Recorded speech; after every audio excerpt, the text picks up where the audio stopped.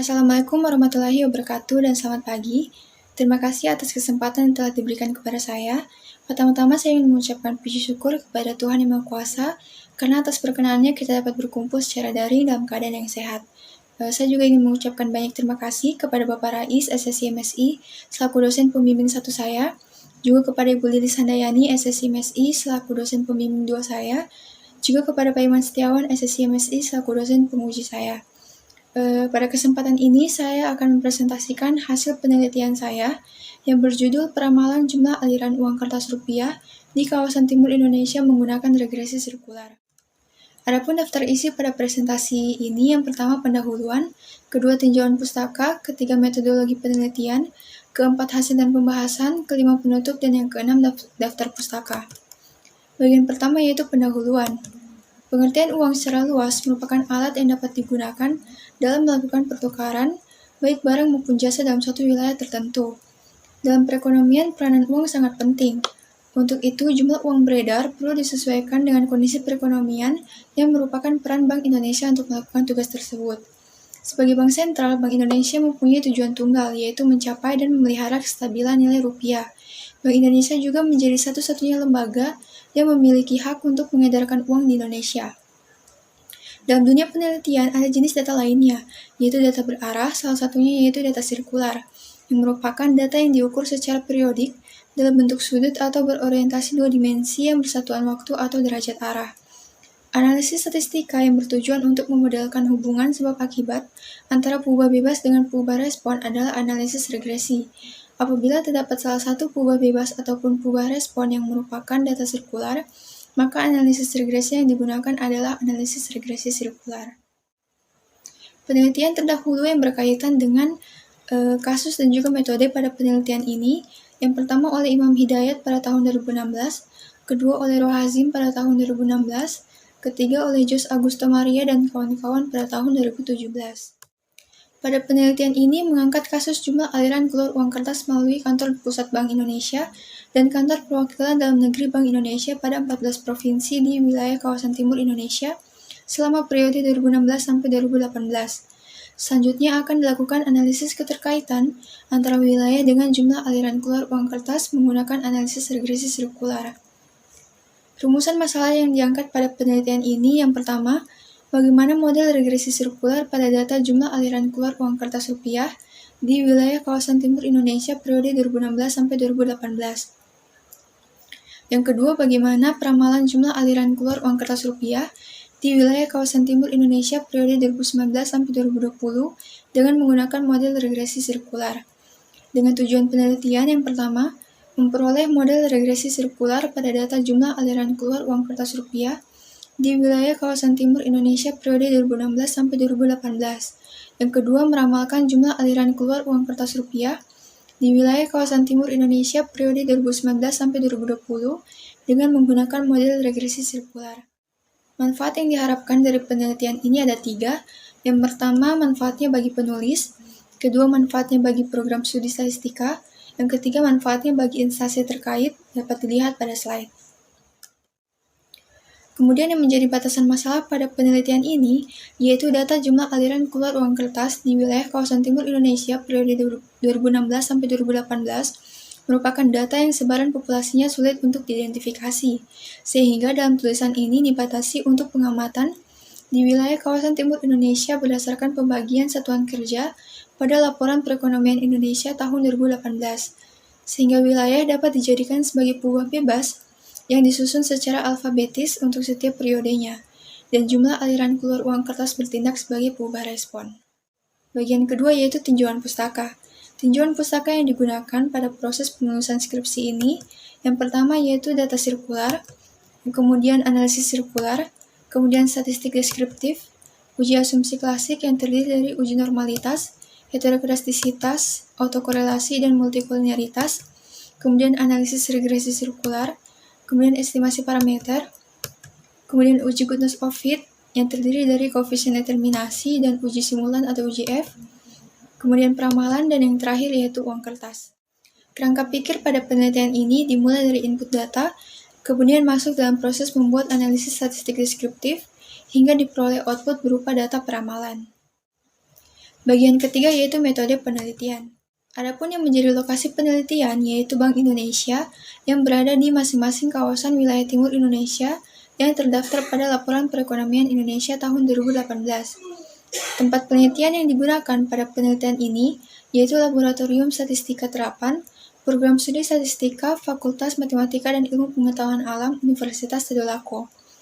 Untuk populasi dan sampel, populasi pada penelitian ini adalah perusahaan perbankan Bank Indonesia yang ada di seluruh wilayah Indonesia. Sampel dari penelitian ini adalah perusahaan perbankan Bank Indonesia yang berada di kawasan wilayah timur Indonesia yang memiliki data lengkap aliran keluar uang kertas periode 2016 sampai 2018. Menurut prosedur pengambilan data, dalam penelitian ini, proses pengambilan dan pengumpulan data diperoleh secara tidak langsung dari objek atau subjek penelitian, atau data yang digunakan merupakan data sekunder. Berikut tabel daftar peubah bebas dan peubah respon, di mana peubah Y merupakan data transformasi jumlah aliran keluar uang kertas rupiah, X1 merupakan kurs provinsi, dan X2 merupakan SIN provinsi. Untuk masing-masing keterangan dapat dilihat pada tabel. Selanjutnya yaitu analisis data. Jadi data yang digunakan pada penelitian ini merupakan data aliran keluar uang kertas rupiah di wilayah kawasan timur Indonesia periode 2016 sampai 2018. Dengan tahapan analisis data ada 7 tahap. Yang pertama, membuat analisis statistik deskriptif data. Kedua, melakukan uji normalitas pada data untuk mengetahui sebaran datanya. Ketiga, melakukan transformasi data ke dalam bentuk sirkular. Keempat, membentuk peubah kos provinsi dan SIN provinsi sebagai peubah bebas. Yang kelima, melakukan analisis regresi sirkular. Dengan tahapan yang pertama, pengujian asumsi regresi sirkular. Yang kedua, yaitu pembentukan model regresi sirkular. Tahapan keenam yaitu melakukan uji goodness of fit yang diukur dengan menggunakan nilai koefisien determinasi dan nilai statistik F. Yang terakhir yaitu melakukan peramalan data periode 2019 sampai 2020 dengan menggunakan model regresi sirkular yang diperoleh.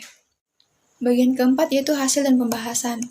Tahapan pertama yaitu analisis statistik deskriptif yang bertujuan untuk memberikan gambaran atau mendeskripsikan data dalam variabel yang pada umumnya disajikan dalam bentuk tabel, diagram, atau grafik.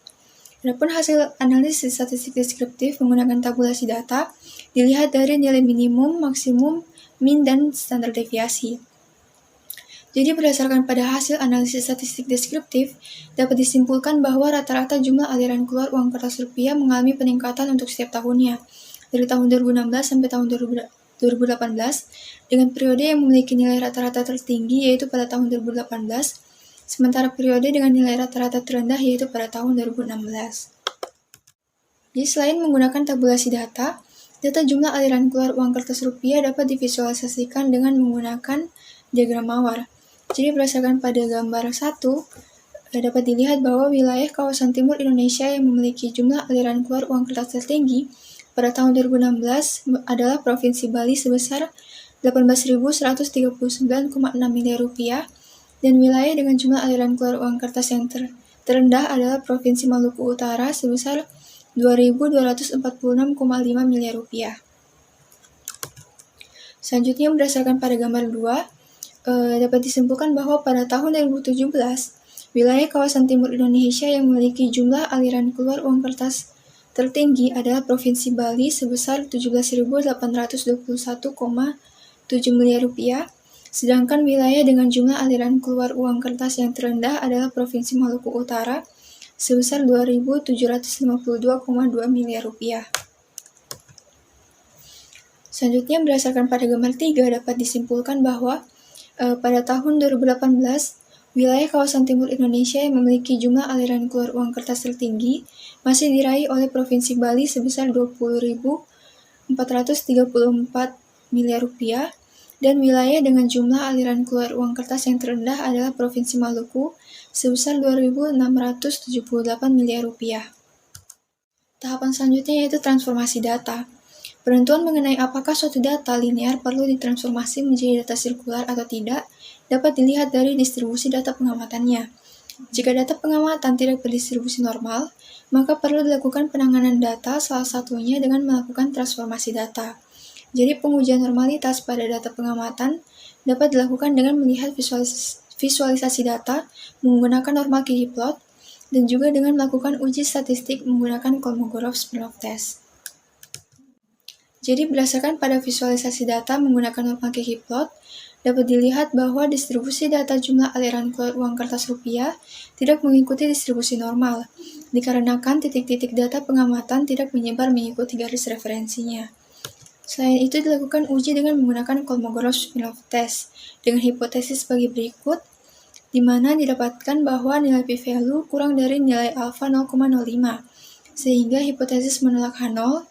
Dengan demikian, distribusi data jumlah aliran keluar uang kertas rupiah Bank Indonesia tidak berdistribusi normal. Sehingga berdasarkan pada kesimpulan dari visualisasi data dengan uji statistik tersebut, dapat disimpulkan bahwa pada data pengamatan perlu dilakukan transformasi data menjadi data sirkular untuk kemudian dapat dianalisis dengan menggunakan analisis regresi sirkular. Tahapan selanjutnya yaitu pembentukan kubah bebas.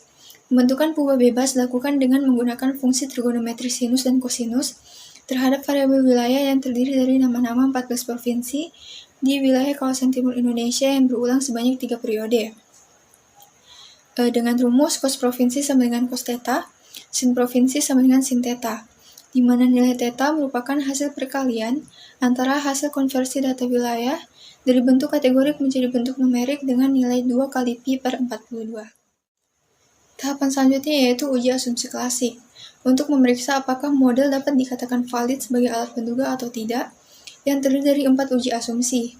Yang pertama yaitu uji normalitas dengan hipotesis sebagai berikut, di mana pada ukuran sampel N sama dengan 42 dan nilai taraf nyata alfa sama dengan 0,05, diperoleh nilai D tabel sebesar 0,210, sehingga nilai D pada tabel Kolmogorov-Smirnov test memiliki nilai kurang dari nilai D tabel, dan nilai p-value lebih besar daripada 0,05, sehingga hipotesis gagal menolak H0, yang berarti distribusi sisaan memiliki distribusi yang sama dengan distribusi normal.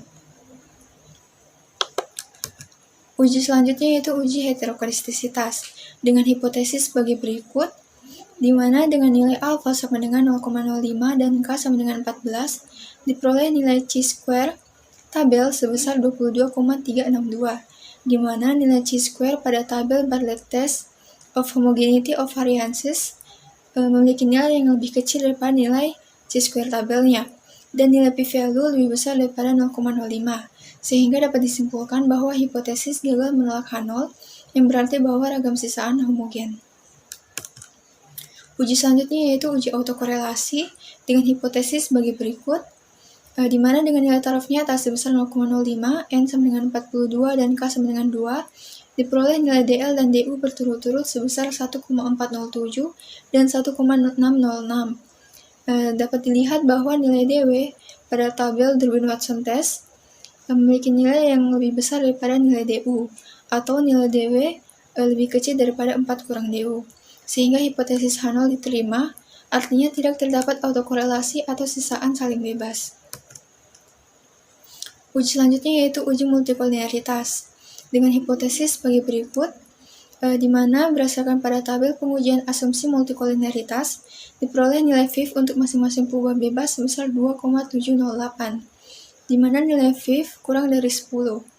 Dengan demikian dapat disimpulkan bahwa tidak terjadi multikolinearitas dalam model regresi atau antar kubah bebas tidak terdapat korelasi. Tahapan selanjutnya yaitu pembentukan model regresi sirkular. Jadi estimasi persamaan regresi sirkular diperoleh dengan menggunakan metode kuadrat terkecil, di mana dengan menggunakan nilai estimasi pada tabel estimasi parameter regresi sirkular, dapat dibentuk model regresi sirkular seperti yang ditampilkan pada slide. Tahapan selanjutnya yaitu uji goodness of fit, yang berfungsi untuk mengukur ketepatan fungsi regresi dalam menaksir nilai aktualnya. Jadi uji goodness of fit secara statistik diukur dengan menggunakan dua nilai. Yang pertama yaitu nilai koefisien determinasi, yang digunakan untuk mengukur seberapa jauh kemampuan model dalam menerangkan variasi perubahan responnya. Jadi nilai koefisien determinasi yang digunakan dalam penelitian ini adalah nilai adjusted R-square. Sebagaimana yang ditampilkan pada tabel nilai koefisien determinasi, diperoleh bahwa sebesar 83,03% keragaman jumlah aliran keluar uang kertas Bank Indonesia dapat dijelaskan oleh model regresi sirkular yang terbentuk, sedangkan sisanya sebesar 16,97% dipengaruhi oleh faktor lain di luar model. Yang kedua yaitu uji simultan atau uji F, dengan hipotesis sebagai berikut, di mana berdasarkan pada tabel hasil uji simultan, diperoleh nilai F hitung sebesar 101,3, dengan nilai dari F tabel yang diperoleh pada tabel F sebesar 3,240. Jadi berdasarkan pada hasil perbandingan, diperoleh kesimpulan bahwa nilai F hitung lebih besar daripada F tabel, sehingga hipotesis menolak H0. Begitu juga dengan nilai p-value yang memiliki nilai lebih kecil daripada 0,05, sehingga diperoleh kesimpulan bahwa hipotesis juga menolak H0, atau perubahan bebas kos provinsi dan sin provinsi secara bersama-sama berpengaruh signifikan terhadap data jumlah aliran keluar uang kertas Bank Indonesia. Tahapan yang terakhir pada penelitian ini yaitu peramalan data. Jadi pada proses peramalan data jumlah aliran keluar uang kertas rupiah Bank Indonesia di kawasan timur Indonesia untuk periode 2019 sampai 2020, metode peramalan yang digunakan merupakan metode time series yang didasarkan atas penggunaan analisis pola hubungan antara variabel yang akan diperkirakan dengan variabel waktu, sehingga didapatkan hasil peramalan data sebagai berikut. Bagian terakhir yaitu penutup. Kesimpulan pada penelitian ini yang pertama, model regresi sirkular yang terbentuk berdasarkan estimasi parameter yang diperoleh adalah sebagai berikut dengan kesimpulan bahwa model telah memenuhi asumsi klasik, serta didapatkan kesimpulan bahwa perubahan bebas kos provinsi dan sin provinsi secara bersama-sama berpengaruh signifikan terhadap data jumlah aliran keluar uang kertas Bank Indonesia dengan nilai koefisien determinasi model regresi sirkular sebesar 83,03%. Yang kedua, peramalan data jumlah aliran keluar uang kertas rupiah Bank Indonesia di kawasan timur Indonesia untuk periode 2019 sampai 2020 menggunakan metode peramalan time series yang didasarkan atas penggunaan analisis pola hubungan antar variabel yang akan diperkirakan dengan variabel waktu.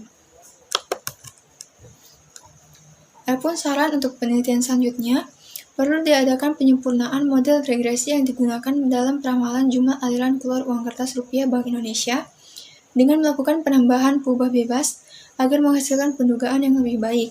Selain itu, pembahasan regresi sirkular dapat dibuat lebih spesifik dengan berfokus pada regresi sirkular linear, regresi sirkular-sirkular, ataupun regresi linear sirkular, sehingga penelitian tentang regresi sirkular dapat terus berkembang lebih luas. Berikut daftar pustaka yang digunakan selama penulisan skripsi ini.